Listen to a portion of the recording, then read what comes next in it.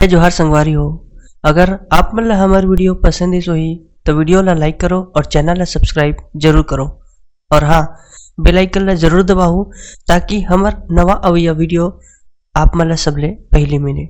जय जोहार, जय छत्तीसगढ़।